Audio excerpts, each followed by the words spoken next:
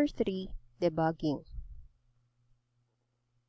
Introduction to Debugging. The art of debugging is figuring out what you really told your program to do rather than what you thought you told it to do. By Andrew Singer. Programming errors are called bugs, and the process of tracking them down and correcting them is what we call debugging. First actual case of bug being found, according to the brainiacs at Harvard in 1945, the engineers who found the moth were the first to literally debug a machine. How to avoid debugging? First, understand the problem. You must have a firm grasp on what you are trying to accomplish, but not necessarily how to do it. But you must understand at least a portion of it and what the program should do in a specific circumstance. Second, start small. Start with something really small. Maybe just 2 lines, and then make sure that runs. It gives you immediate feedback about whether what you have just done works or not. Third, keep improving it. Once you have a small part of your program working, the next step is to figure out something small to add to it. How can you move closer to a correct solution? Get something working and keep improving. Like planting flowers. Work hard now, it'll pay off later.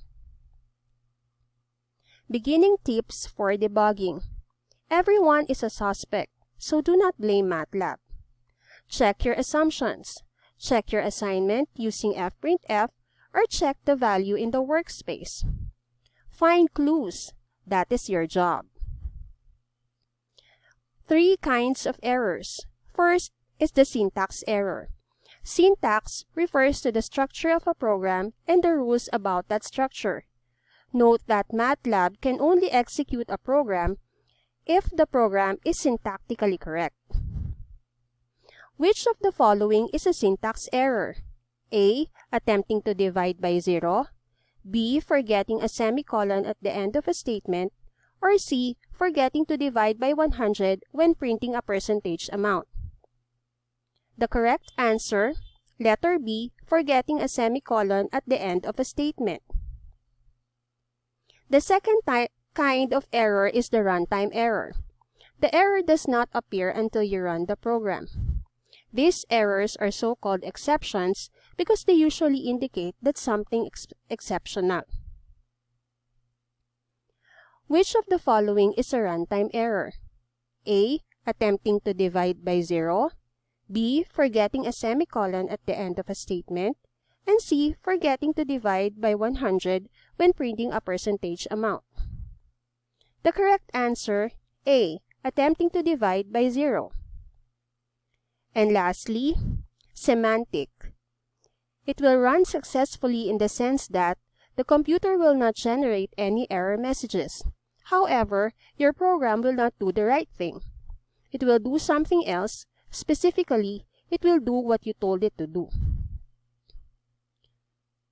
Which of the following is a semantic error?